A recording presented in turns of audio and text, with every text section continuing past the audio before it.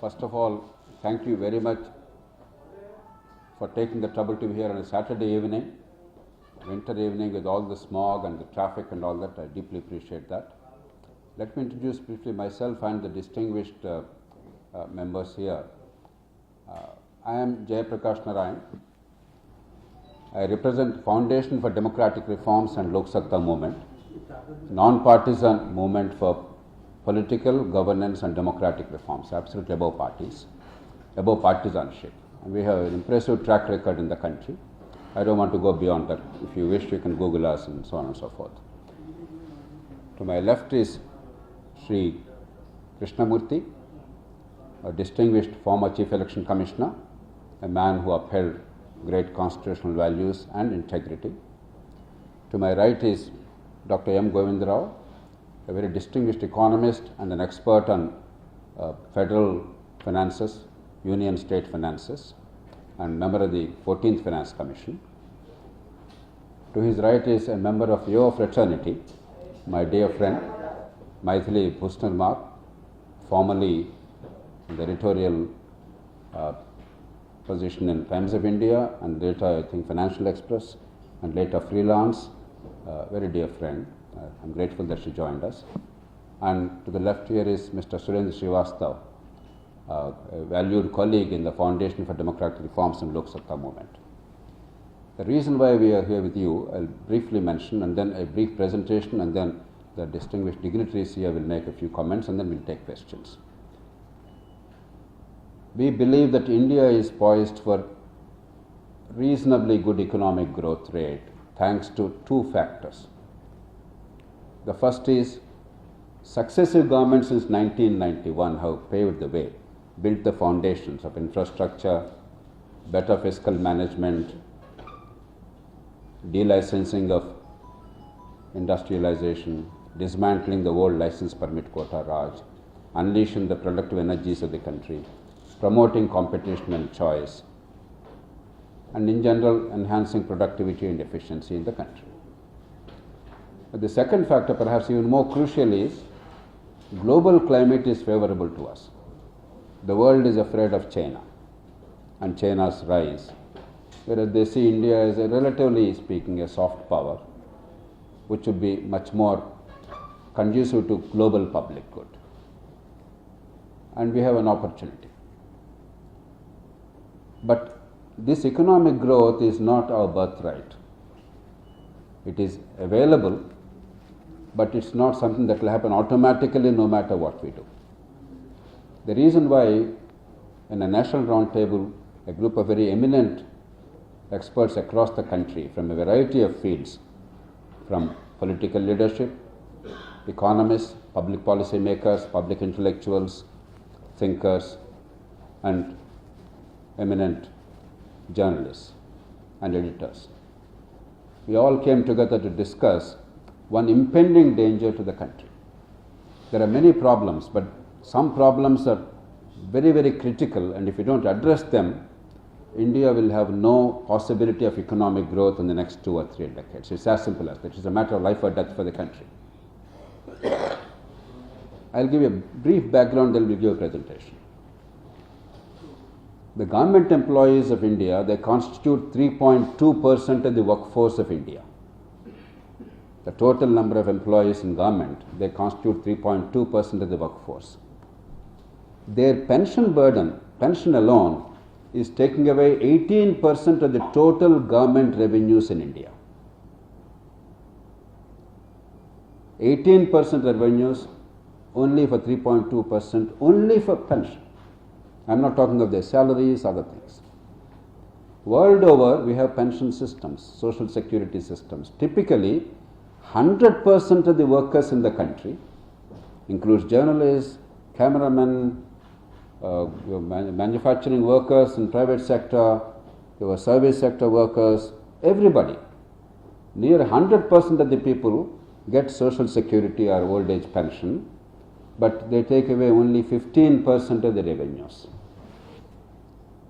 15% of revenues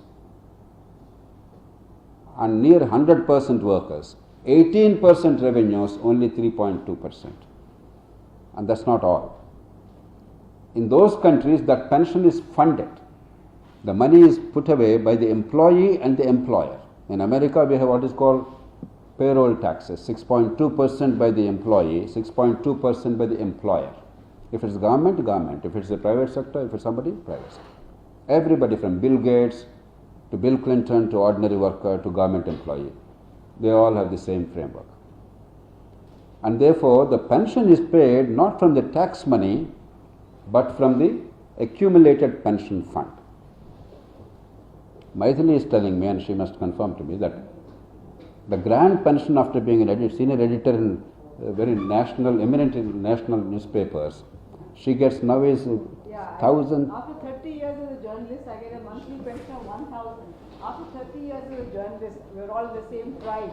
I get a monthly pension of 1,798. That's all. You know. So that is, I think, the kind of inequity we have in this country. And that is the kind of inequity we have in the country. And I think very few of us are aware of the kind of inequity. As JP said, if you have 3.2% of the population getting 18% of the revenue, and this 1,798 does not come from government coffers.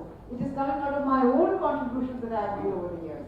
So I think we are not sufficiently aware of the inequity in the system, which is why JP, I'm entirely here with JP, to arouse the consciousness of the rest of us, to say that the 97% of the population cannot allow this 3% to take us for a ride. And I think information is the most important thing that we have. Knowledge is power.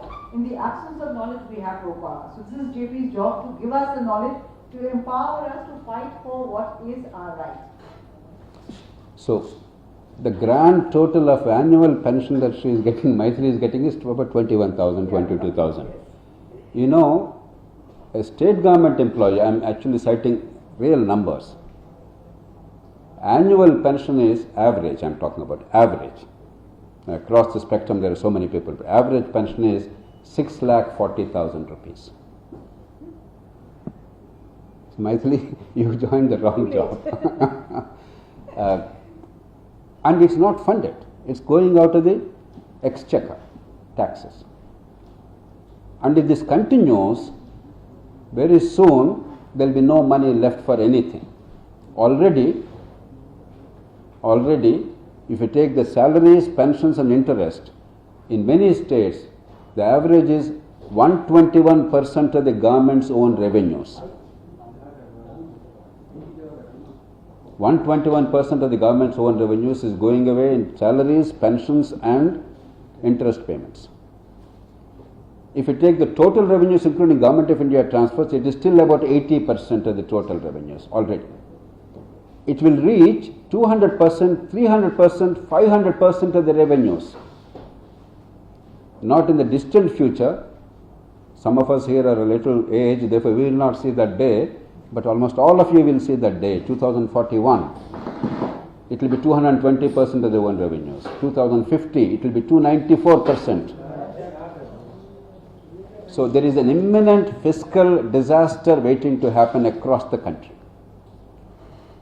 In 2004, in Vajpayee government, Yashwant Sinha as finance minister, he started today, he participated in this online, in our national roundtable. He the government introduced by unanimous consent in parliament and across the country, all parties came together, introduced the new pension system, which is contributory, very much like America, Britain, France, Germany. Employee puts X money, government puts X money, but now it's put away in a pension fund, from that you draw pension. So a sustainable pension only for the new recruits. People who were there earlier already in government, they'll continue for the next 50, 60 years the old pension scheme. There's nothing much we can do, but at least from then onwards. 19 years it went off very well. Except West Bengal, all states embraced it. Manmohan Singh government, which came later, aggressively pursued it. Dr. Manmohan Singh, Montek Singh Ahluwalia, you participated today, Montek Singh Ahluwalia, in this national roundtable. Then Dr. Rangarajan and Mr. Chidambaram, finance minister, they pursued it very vigorously and brought all states together, across parties. Except West Bengal, everybody embraced it. Last 2 years, the reason why we are compelled to come together and meet you all and make a passionate appeal is, last couple of years, 5 states went back. Punjab, Himachal Pradesh, Rajasthan, Chhattisgarh, Jharkhand. One more state is vacillating, Karnataka. Some more states, major parties like Madhya Pradesh, Telangana, they are offering old pension system. Already working contributory pension system, they are seeking to replace by old unfunded pension system, knowing full well there is a fiscal disaster waiting to happen, because it will not happen today. It will happen after 2 years, after 10 years, 15 years. Who knows who will live, who will die. That is the attitude. Jawaharlal Nehru said, and I think that is a standard for us, if India wins, who loses? If India loses, who wins? We can do anything within certain boundaries, but if what we are doing is going to destroy India, I think there has to be a stop somewhere. That's the spirit in which we met. What we are appealing is as follows. Today there is a broad consensus on some issues that old pension system, unfunded pension system, is going to be an unmitigated fiscal disaster. There is no if, there is no but. There is a unanimous conclusion of all the distinguished economists and scholars. The second one, the union government constitutionally has a duty to make sure that the financial stability of India and the credit of India are protected.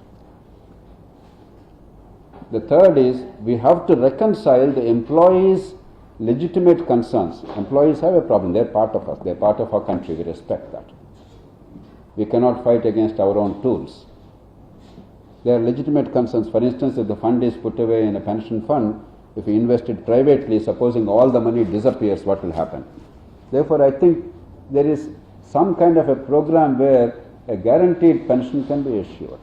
But as long as it is funded, it's not a burden on the next generation taxpayers, that is fair and reasonable. Also, you can protect the cost of living. If the prices are going up to that extent, you must provide for that. Already some states like Andhra Pradesh are attempting that, many other states are looking at that. Because it cannot be this or that. We have to find a solution which does not hurt the future and reasonably satisfies the employees. Whatever we do, whatever program we have, it must be fully funded today. Some states have gone for old pension system. States have a sovereign right. If the people elect them, they get a mandate, so be it. But they cannot burden the next generation giving a promise today from which future governments cannot come back. Because that is guaranteeing a fiscal destruction. It's finished. The presentation will show you some of the stark numbers. We'll be very quick about it. And therefore, we have to figure out a mechanism by which we can protect the future.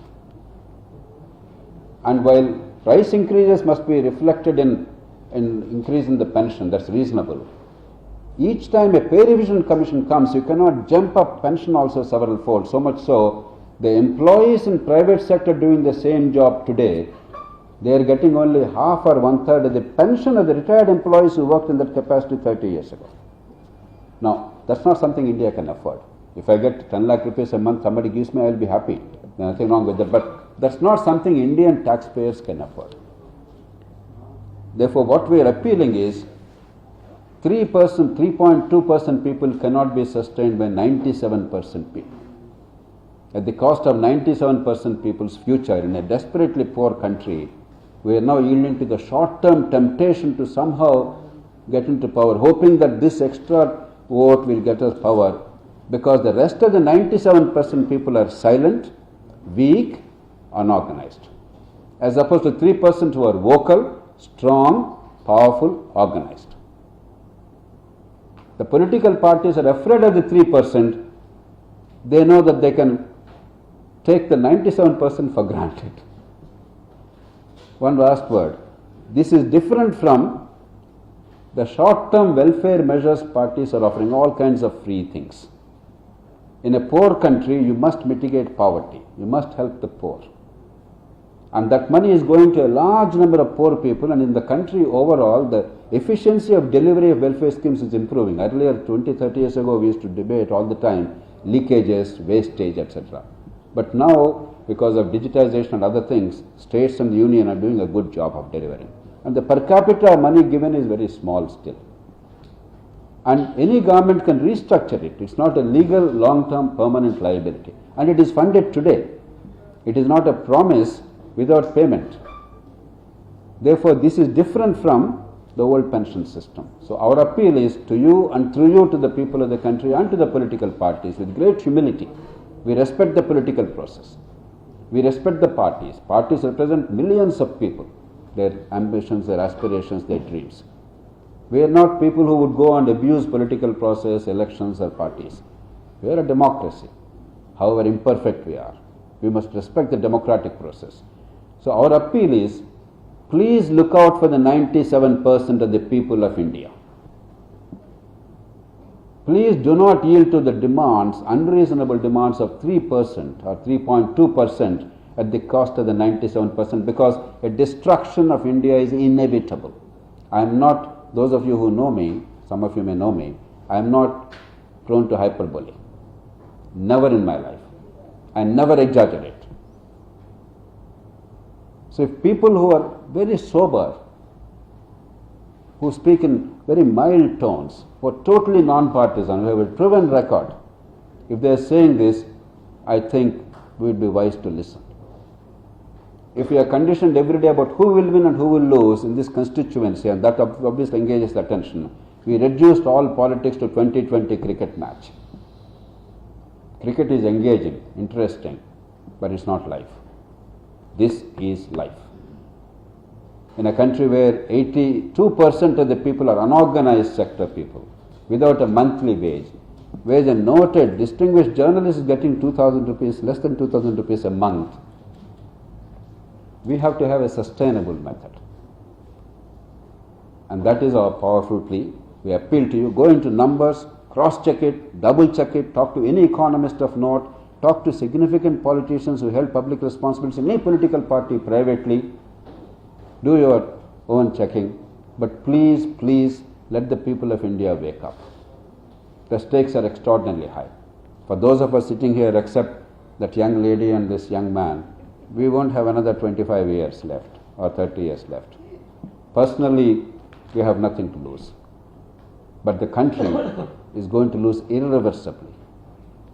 Irreversibly. If this one chance of economic growth and reasonable prosperity for the people of the country, and therefore democratic maturation, that is denied to us, I shudder to think of what will happen to this country, because many of us for a lifetime dreamt of an India where everybody has a chance. The poor can fulfill their potential. We can eliminate avoidable suffering. These are not dreams which are beyond our reach, but we have to act with sense. A very quick presentation of the few slides, and then comments from the two experts and Maithili, and questions. Yes. Okay, Maithili, she is in a tearing hurry. Thank you, very Maithili. much, JP, for describing me as a young lady. Thank you. And please believe me that I speak on behalf of all our tribe when I say I think we have a duty to wake people up to the injustice of the entire system. Thank you very much, and please do listen to JP. He's one of the few people we have in the country who has taken a political view for the good of the country. There are very few such people. Thank you very much. Thank you, Maithili. Quick presentation. Who is taking care of that? Very good. Okay, Jawaharlal Nehru, I think there is no better standard than that. Please, next. You see the growth rate, India has a reasonable chance. Politics apart, let's not go into politics. We have a reasonable chance because of 30 years of government's actions and global situation. 6.3, 6.4%, which we could do better hopefully, but that's not bad. Next. Already, this is committed expenditure as a ratio of the state's own resources. Some states are at 206%, that means the tax realization is X, they are already spending more than 2X on salaries, pensions and interest without doing a thing for a citizen. Already. Average is 121%. Some states are 206, 171. And you can see some of the states which are already at 200, 170 background, they are the ones aggressively pursuing or continuing with the old pension system. Himachal Pradesh, West Bengal, Punjab. You can see the list. Next please. If you take the total revenues including Government of India transfers significant amount of money. More than 10 lakh crores in terms of constitutional devolution, another 8 or 9 lakh crores in terms of centrally sponsored schemes. Then, even then it's about 80% or about 63% on average. Some states have reached 84% already now. In a few years' time, they will be crossing 100% of even this, of the total revenues. Next, please. Union government doesn't have money either. There are many people in the media also and political parties say, Government of India can't us, give us. Union government is even more bankrupt. This is the reality. If you take the total committed expenditure, that is salaries, pensions and interest rate, and transfers to states, because though the money is raised by Government of India, the money goes and they have no control over the expenditure. Already you can see union expenditure as a ratio of union's net revenue after centrally sponsored schemes and transfers. Already union's expenditure is 115% lowest. It went up to 173% during the height of COVID because revenues were low and expenditure was high. Next, please. If you take the states, what's happening over a period of time? You may say, no, tomorrow revenues will increase, India will grow, therefore it will not be a problem. Not true. 30 years, from 7.9% of the total resources, the states have now come to 27%, threefold increase as a ratio, taking into account increased revenues, the pension burden alone. If you take out the total revenues from 4.7%, again threefold increase, 14.3%. So even as revenues are increasing, the pension expense is increasing much faster than revenues. None of it is manufactured. Everything is verifiable.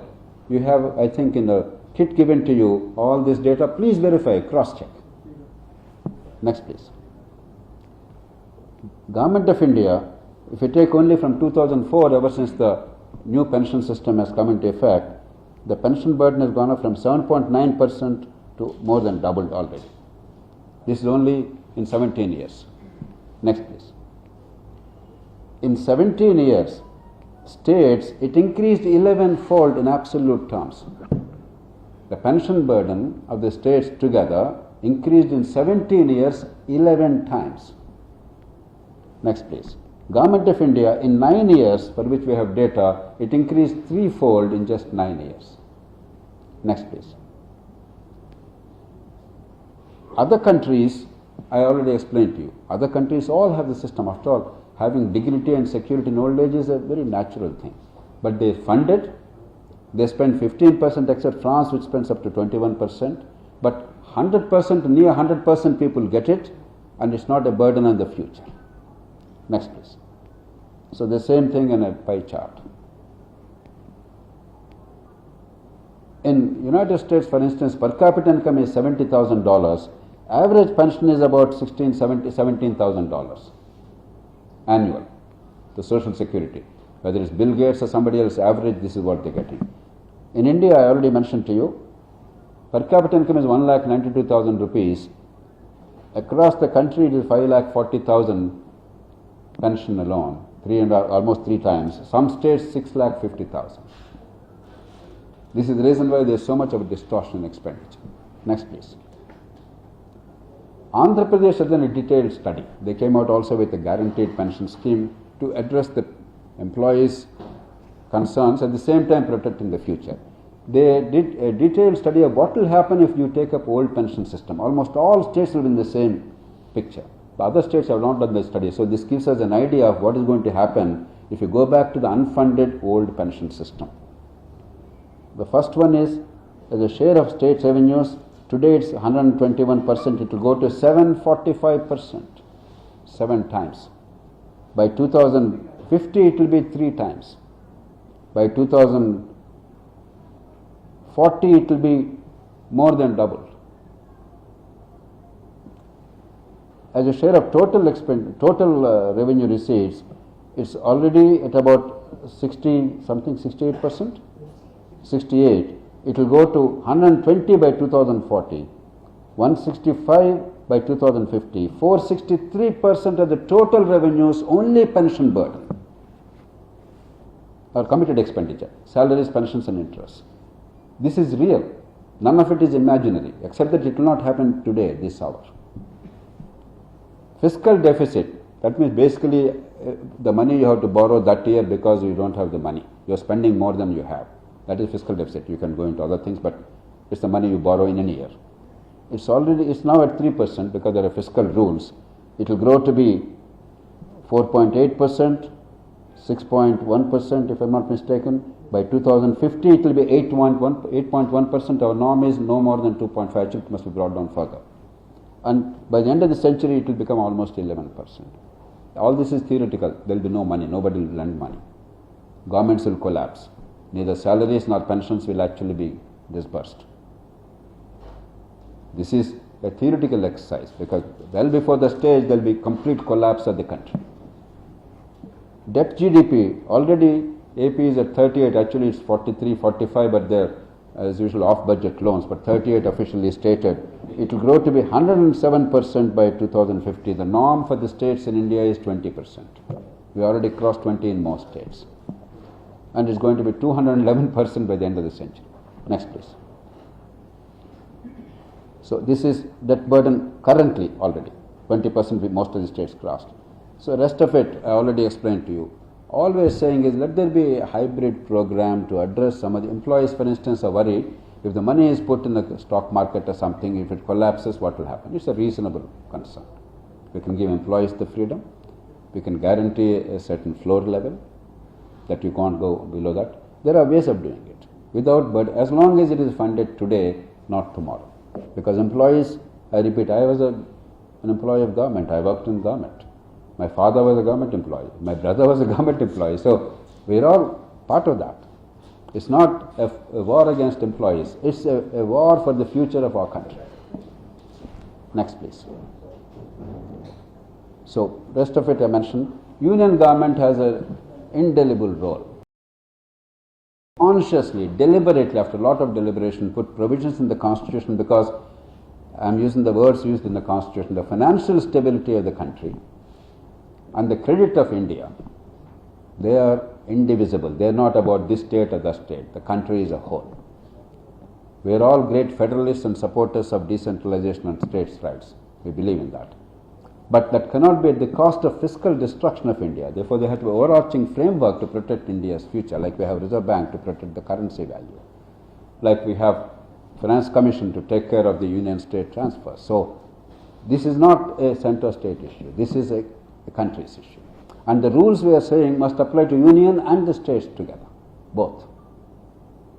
You can't have one rule for the union, one rule for state. Only one point, broad point we want to make is, whatever is done in line with what we are urging, there must be an independent mechanism. The moment a government in Delhi does it, if Congress is in power in Delhi, non-Congress parties say, no, you are discriminating. If non-Congress, BJP is in power, non-BJP, non-NDA parties, they will complain. That will not serve us. Therefore, there must be an independent, transparent mechanism which cannot be manipulated politically. Many countries have that. United States has Congressional Budget Office to come out with the numbers, etc. Very hard numbers. Any program suggested or taken up, first Congressional Budget Office studies it. Britain has Office of Budget Responsibility. Any program of government as a tradition, they first refer it to OBR, and only when OBR gives a report will they talk about it. The former Prime Minister, the lady who was unseated by Rishi Sunak, she did not do it. One of the reasons why her government fell down. In one case, they refused to do it. So there are very strong entrenched traditions of the legal backing. Australia has a similar system. So we should have something like that. And even the rules regarding raising of debt by the union government in Article 293, I am sorry for being technical, that must not be handled by the government as a political entity. While the norms are laid down by law, they must be administered or implemented by an independent organization. Like, Finance Commission is doing a credible job in the country. Election Commission has been doing a credible job. We can figure out how to do it in a non-partisan manner, create this body. But that body must have the power, not the elected government's fiat on a day-to-day basis. So it must be taken above partisan politics, above union-state struggles. So we have two paths today, just as in 1991 we had two paths. And we were lucky that across the country there was a consensus and we took one path, and at least India's fiscal integrity was saved and we had some measure of success. A lot more needs to be done. Today, this single issue, old pension system unfunded for a small number of people at the cost of the rest of the country, that is going to be a defining moment in the history of our country. We can take any one path to fiscal ruin and destruction, another path, continued growth and hopefully a better future for our children. Next please. I end with this. There is a former Treasury Secretary of Britain. He said this very thoughtfully 40 years ago, I remember vividly. It's always been difficult anywhere in politics, all over the world, to reform because of the slow rate of social payoff compared to the short-term political costs of change. That is the context in which we are discussing. It's not easy. Politicians have a very difficult task of pleasing the voters. But unless we encourage the parties to do the right thing, unless the people, the 97% people wake up and understand what they are losing, it will be always 3% winning at the cost of 97%, and our blaming politicians will not help us. So with great humility, we appeal to the political parties. You have done a great job in the past 30, 40 years and even 75 years, reorganization of states, about language issue in the country, about constitutional institutions, peaceful transfer of power, economic reform, food production in the country, food self-sufficiency, GST, many things by consensus. You came together and safeguarded one of the most complex countries' interests. It's not easy to govern India. Please, we appeal to you, we beg of you, come together, help the country. Don't destroy the future of the country for temporary political gains, which may not even materialize. Sir?